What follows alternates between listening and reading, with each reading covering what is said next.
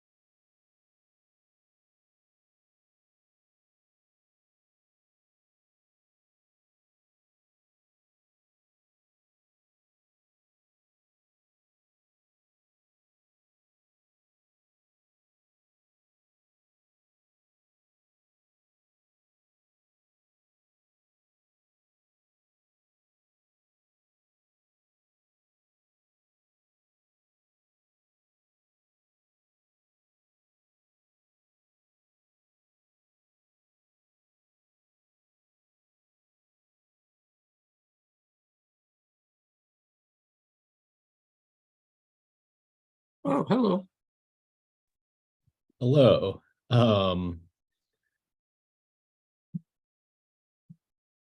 Let's see here. Peter should be joining us shortly. Great. I don't know who Peter is, but I welcome him. He is usually the guy who runs office hours. And where are y'all based? So Styra, most Styra folks are based different places in the US. The company originally started in California, but there are folks scattered across the Midwest. I'm East Coast personally. Okay, gotcha. Yeah. So there's a bunch of Styra folks that are still maintainers of OPA, and so a couple of us will regularly drop in on office hours. Gotcha. Cool. Yeah, I had assumed that they were non-US based because when I was looking at my office hour options, I think one was like 1:30 a.m. Pacific. So And there is an EU contingent, and yeah, gotcha. they have an offset office hours block just to make sure they can pick up non-US people. Cool. Yeah. Yeah. So yeah, I guess I can take questions until Peter gets here. So yeah, Cool. Yeah, what let do you me have questions shuffle my about? screens around. So yeah, I actually have a number of questions. So I'm going Okay. to try to prioritize them. So I want to give you a quick run through of our service. We have this authorization service. I'm sure you can Mhm. see how that might be relevant to OPA. Um, Yeah. and so the it was designed like very much with like influence from the OPA docs. So Mhm. there's the separation of policy evaluation and rule storage. Mhm. And so we've got this service.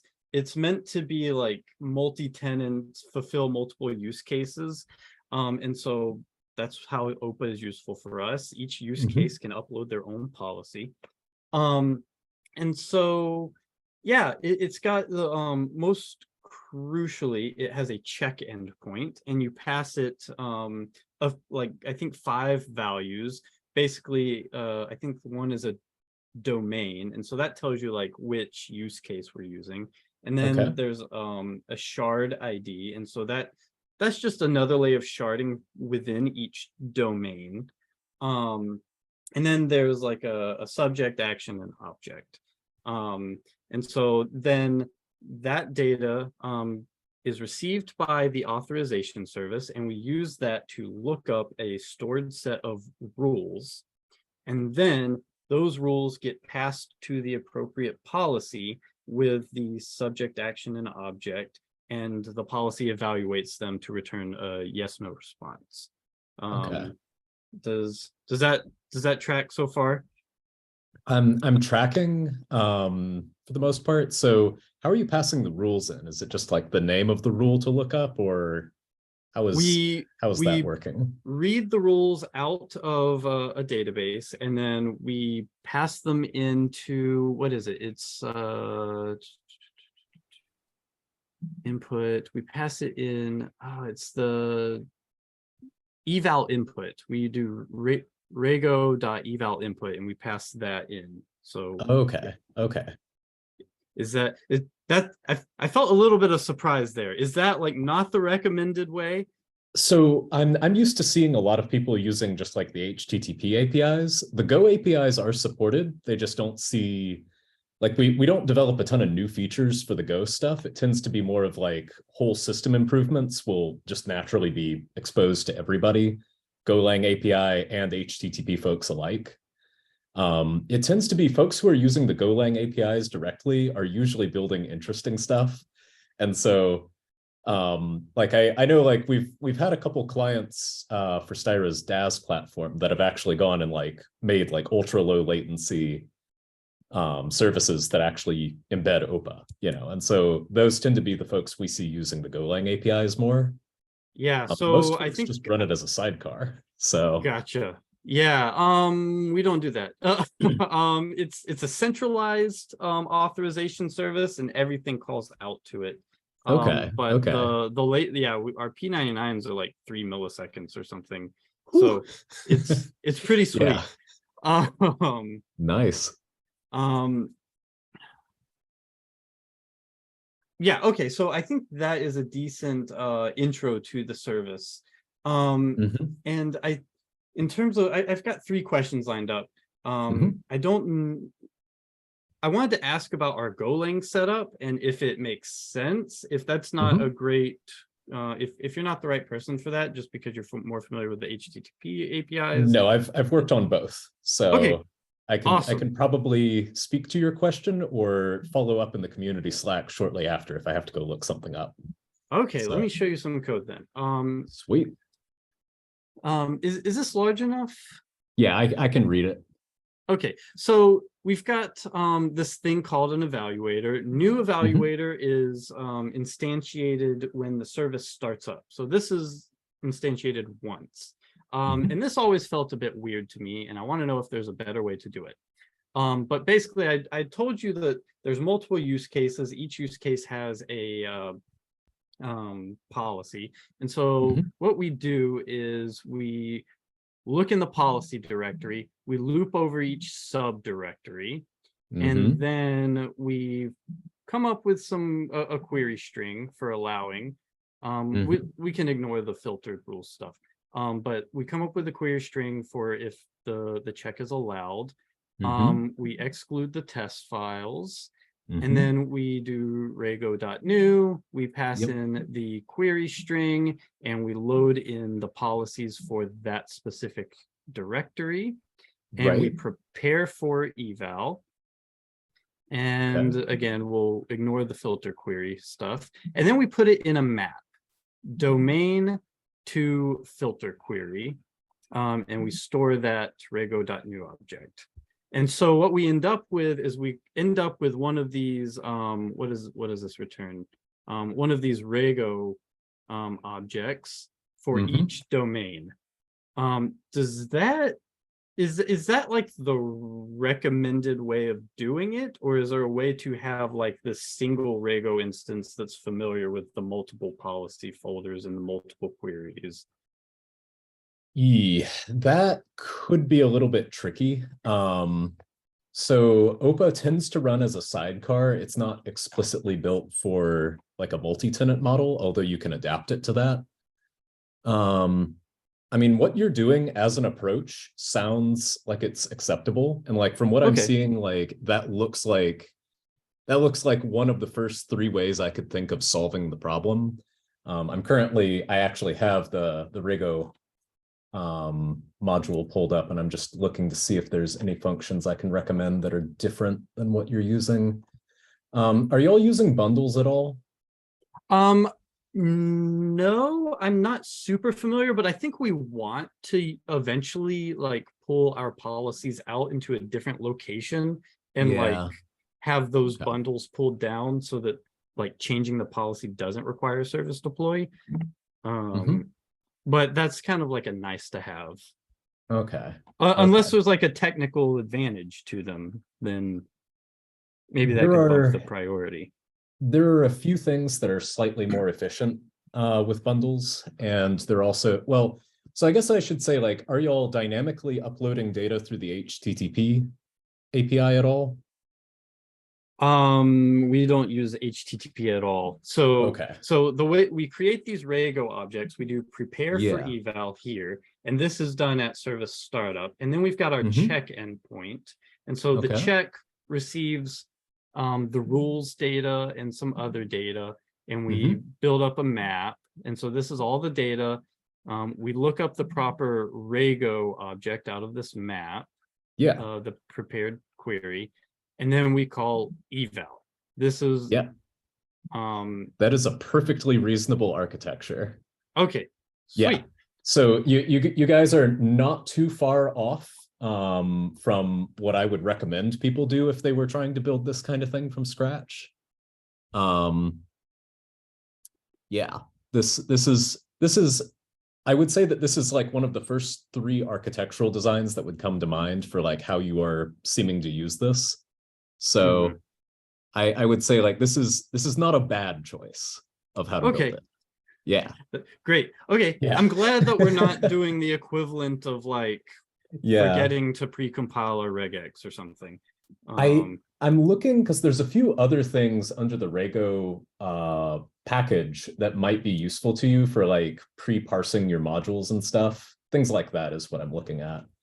Because it's been a minute since I've looked at all these functions, but I remember rightly, there was a way that you could parse modules in advance and then just feed those in to a new Rego instance so you don't have to pay the parsing overheads. But if you're only paying all that cost at startup, I don't think it's really going to matter too much. Yeah, we're not too No sensitive to runtime the stuff. startup. Okay, then what you have is good then. I don't have a huge amount more to add. It looks like y'all are doing the smart thing of caching your Rego instances once they're built.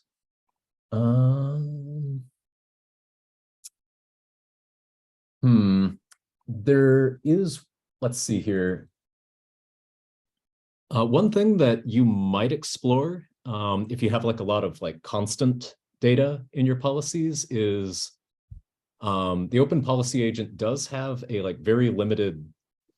It tends to be all nestled under the compile module, but we have a very limited optimization pass that basically just does lots of inlining and like collapses rules down. I have seen internally that for some entitlements policies where there's like a lot of constant data, say like you have like a massive, JSON table, and you have like a bunch of like per role, policy type things. Sometimes inlining can take like an O of n cubed like loop over all those things and can collapse it down to like O of n squared just by inlining. So gotcha. Okay, yeah, we do have some like dictionary lookups with lots of constants up here. I think the most expensive thing we probably do is this glob function. Oh yeah. So I'll warn you about glob.match. That one's been tricky since it was introduced. But glob.match, basically, I don't know that we actually ever properly evict glob matches from memory. I think the OPA instance just caches it and hangs on to it. So gotcha. There may be a memory leak. It's memory leak. Sure. But yeah, basically, if you're running into issues around glob.match eating too much memory, currently the best approach is just to kick the OPA instance over and restart it, which is annoying. Yeah, glob.match is okay. Okay. Maybe we're not paying attention close enough, but no, it's if you run into performance issues around glob.match, by all means, if you have a test case that you can isolate, definitely file a ticket for that or bring it up in the community Slack, because there are people who care a lot about that. But yeah, that doesn't surprise me that would be one of the more expensive parts of your rules. Oh yeah, so I haven't like profiled this in any way. I'm just assuming, because I mean, okay, for the most part we're doing equality operators and then glob.match at the end. That makes sense. Okay. It's almost certainly like the only thing of interest in the policy. Okay, I did have other questions. So one thing that we are getting to is, yeah, I mentioned that the service will receive some information. It'll receive like the domain and the shard, and it will load up the rules for that shard and then Mhm. pass it to OPA to do evaluation. We see some use cases where we may want to like conditionally load data from other shards. And so yeah, it gets really hairy, but I guess my question is there a way for us to expose APIs to OPA so that like when it hits a certain block, say, oh, I need to fetch rules Yeah. externally. Okay. I So okay.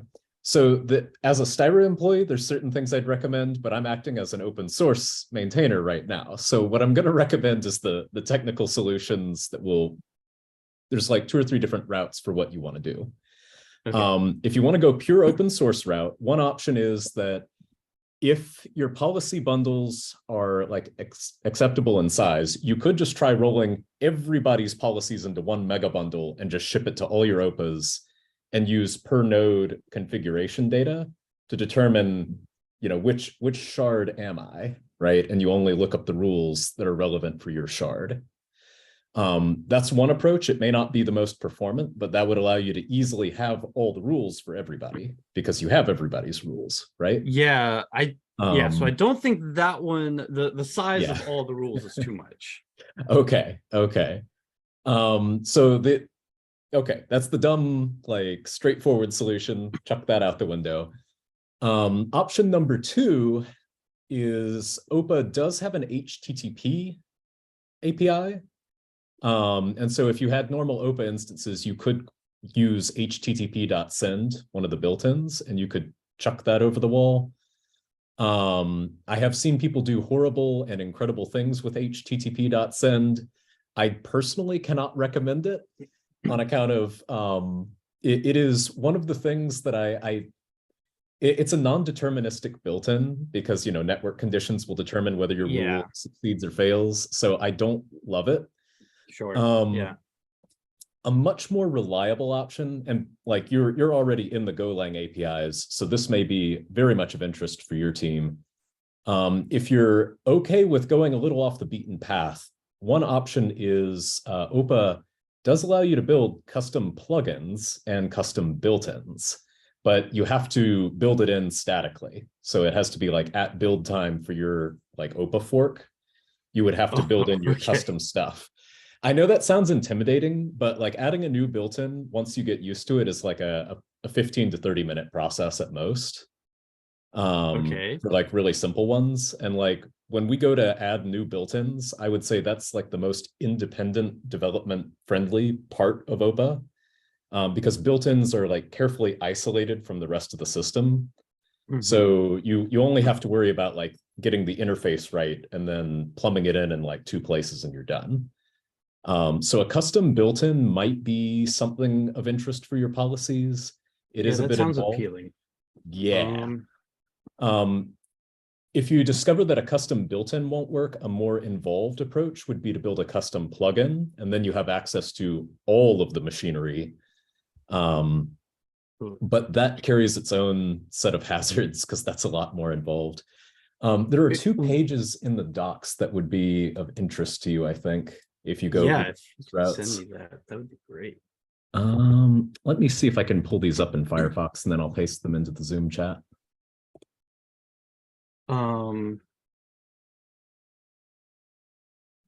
Okay.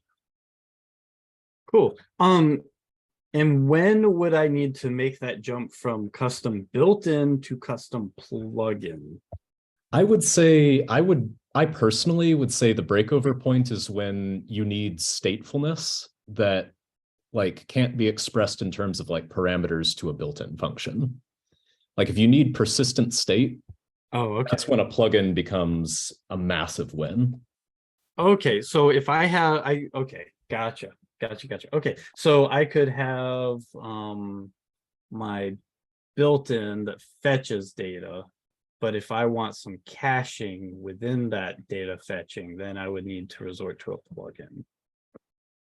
The links weren't loading, the sublinks weren't loading for me, but that's the page you want, is extending OPA. And there should be two separate links for, at least in the navigation tree, for one is like custom plugins and the other is custom built-ins. I would say if you find yourself like needing capabilities that OPA does not provide and that would not be like good general purpose built-in candidates for everybody, that's when I would reach for a custom built-in. It is a bit involved though, because you'll end up having to maintain it and port it forward over time, you know, on your own OPA fork. The built-ins API tends to be pretty stable. So it's lower effort than some routes you could go. I mean, if you can do everything in pure Rego, that's probably preferred. Yeah. Is there any interest in making the built-ins more dynamic so that I don't have to maintain my own fork? Oh gosh, we've gone back and forth about this. So within the maintainers, like we have like argued about what's the best way to handle this. And I think the reason for why we have everything built in statically is it mostly it's for like auditing purposes and reporting. So in the decision logs OPA generates, you can actually see like where everything came from, basically. And if you allow people to have their own custom built-ins, that starts to go out the window in stages. The more dynamic it is, the fewer guarantees you have and the less useful decision logs become. And so I think that's been the main area of resistance so far. We have infrastructure for WASM related stuff. Like OPA can compile simple policies to WASM. We've talked about, you know, do we want to support, you know, custom built-ins in the form of like WASM? You know, that would be pretty spicy, but the problem then becomes, okay, well, what interface do all the WASM modules need to meet? And right, there's a ton of questions that get followed on there, but yeah, it's something where like as the maintainers, like we've argued about this, and it's basically like this would be nice to have if we could find a way for it not to break half of the guarantees that OPA gives everybody. Yeah. But I actually had some questions around WASM because I saw a nice blog post on speeding up using WASM, and I'm assuming that if I use my own built-in, that possibility just goes away. It goes out the window unless you're willing to do the plumbing yourself, and the plumbing is non-trivial, speaking from experience. So to give you some background here and a little more color on that. So in the Open Policy Agent, originally it was just the in-memory, you know, interpreter, right? Reads your policy, turns it into an abstract syntax tree in memory. And then when you evaluate your policy, you're effectively just filling in the holes in the tree where data goes. And the interpreter walks the tree, collapses it down, gets to your result at the end, and you're done. That's effectively how evaluation works, papering over a lot of the, you know, low-level details.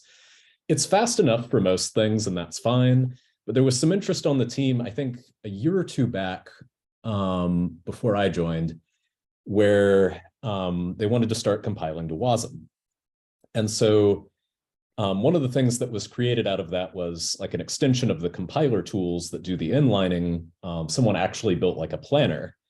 So if you see like the IR docs, that's where those came from, was this desire to compile to, I guess, like to be able to compile to other things. Gotcha. And generate like build products that could be run as their own like separate artifacts. So like turning a policy into something that can be run elsewhere. And so the IR format was created. There's a planner that like turns your policy into effectively a query plan. And you can spit out the IR, which is the query plan, and feed that into other tools. I think there was like one guy a while back that like had built an internal tool that turned like compiler IR into C++ for his company. And it was like a ridiculous speed up because you can throw so much out the window. Excuse me if you're compiling. But there were some big limitations on that, which is why I don't think they open sourced it. But basically what we do in the open policy agent for WASM is we compile to IR first, and then we feed it into the WASM backend, and then that spits out chunks of WASM that are appropriate for all the things in the query plan. The one place where WASM currently falls over is you'll see in the built-in docs if you go to the policy reference page, which I can link to in a moment.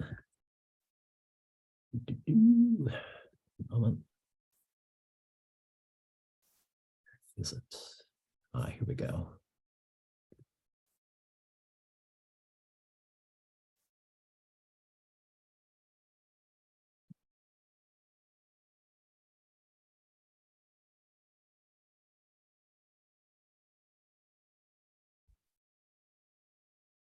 I think this is the correct link.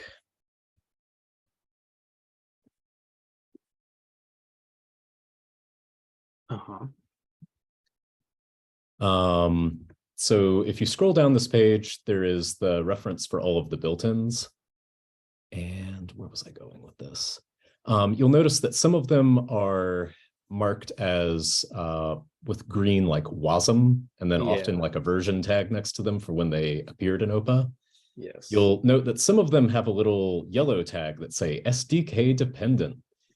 That's the nice way of saying this is not supported in WASM yet. Gotcha. Yeah. So basically it is a you have to bring your own if you want. That makes sense. One more question on the built-ins. So Rego being a declarative language, you're kind of up to the whim of like it choosing like the best path to evaluate, right? Yeah. I assume. I don't know how much it works under the hood. But this built-in that I may implement would likely be one of the more expensive paths. Is there a way for me to indicate to OPA that like, hey, pursue other paths before you do this? Or just indicate that like this built-in is expensive? There is no way to do hinting like that yet. The query optimizer is not very bright. I guess is a nice way of putting it. Like it's possible to make it smarter, but currently like policies are compiled in a very straightforward way. And most of the speed boosts that people see tend to be from the indexer being able to actually get a grip on things. I'm not sure if it appears on the open source website, but I know like Styra has like some Styra Academy courses on performance for OPA, and like that's one of the biggest things they harp on there is like if you can get the indexer to actually chew on your rules, like that's preferred. Okay, I don't know what that means. Are those videos open or are they for? Okay. Let me see if I can find it because it's fairly quick for me to Google on the internet. One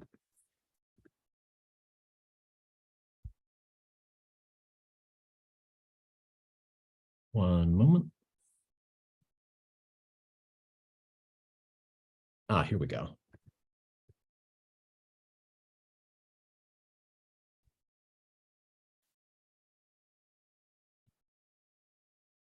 And there is nothing Styra specific here. It's just that's where the course material is hosted.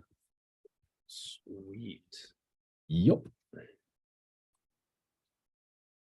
I did not know that this existed. This is great. Yeah. There's a couple other free courses as well. So if you have team members who need to learn about Rego, there's like a beginner course for that. I think like OPA by example might be the one, or OPA policy authoring. Like one of those is the one that's really particularly good for beginners. Yeah, this is really cool. I don't know if this existed when I was first looking around. It doesn't seem to surface all the time, but it is a resource I point people at because this is actually how I picked up Rego, was from these. Sweet. Yeah. So I would say to answer your question, basically what it'll come down to is you have two routes. One is that if you have like a large number of rules where, you know, OPA can pick between the rules, I would put the most expensive one last. Okay, so Um, that ordering might actually matter. the query planning system is dumb enough right now that I think you can safely bank on OPA will at least try to look at the other rules first for the most Hmm. part. The actual ordering that it will look through the rules in is non-deterministic. So it may be Hmm. different when it actually has parsed and loaded everything into memory. Sure. Um, if you absolutely want to be certain that the expensive rule is always hit second, there is an else clause. That Oh, you can okay. use. Yeah, it's not preferred because we like to leave as many degrees of freedom for the runtime as possible on Uh-huh. making decisions about things. But if we I have seen this in like at Styra, I've seen this in customer policies where they use the else chaining to ensure Hmm. that like rule A gets hit, and if rule A doesn't work, then we hit rule B. um it does mean And that rule A will always be hit. um yeah, and I and think so it defeats one or two optimizations, but like depending on your policies, that may actually be the better and faster route to go. gotcha. And OPA doesn't do any internal concurrency, does it? Like if I've got It 30 is, allow blocks, it to my knowledge, it is request level parallelism only. There is no parallelism within a request. Um, gotcha. Okay, it's not that we couldn't add that, it's that we don't have that right now. sure. Yeah. I think entirely because if I had to guess, it's because intra request parallelism is a little bit tricky. And if we exposed that kind of thing, we'd want to give people control knobs Yeah. for managing it. Um, the open policy agent tends to be run a lot of the time as a sidecar in like a single virtual CPU, like single Gotcha. threaded context. And so Hmm. a lot of effort has been spent on, okay, if it's relatively resource starved, what do we do? Um, I will warn that like if you're deploying OPA in production, make sure that you leave enough headroom for memory spikes, because sometimes during policy eval, OPA will actually unfold really, really large objects in memory and will temporarily need a lot of headroom, and then it'll collapse at the end and you'll be back to normal. Okay, Um, interesting. I don't think we've seen that, but that is good to know. it tends to happen when people are shoving a lot of data into their policies and have like not very efficient lookup patterns. Hmm. Um, I would say one other thing is like if you are going to shove a lot of data into your policy, um, do built-ins mostly at the edges if you can. Try not to use built-ins on the large aggregate objects if you can avoid it. Like Hmm. work on like once you've retrieved the pieces of data you care about out of the big thing, then do whatever you want with them. Hmm. Um, because for most of the built-ins, they have to have all of their arguments materialized in memory before they can run. So if you Uh-huh. feed the entirety of the data store, like your entire like, Oh, right. 300,000 record user database, if you shove that into like one of the like object.union built-ins or something, um, OPA will dutifully load the entire set of records into memory and then shove it through the built-ins code to see what happens. Um, so my advice tends to Yeah. be like built-ins are performant, but should be used at the edges if you can avoid it, or Gotcha. if you can Okay. avoid the other patterns. I need to be, yeah, and I need to be very careful about it because if I've got something that's making a network call, I could mistakenly make 1,000 network calls or something. It tends not to be that bad. Okay. I would say like write your policies with like whatever strategy you've been using so far, and if you hit a sudden performance issue, then start caring about the little details. Yeah. We generally take the approach of like if people are writing like reasonable policies at all and they hit a performance cliff suddenly, that's usually a sign that OPA's doing something wrong and we need to optimize it. So if you run into issues, we want to hear about it in the community Slack or on GitHub or both. Cool. Yeah. I know we're over on time. I don't want to hold you, but I really appreciate your help. This was super informative.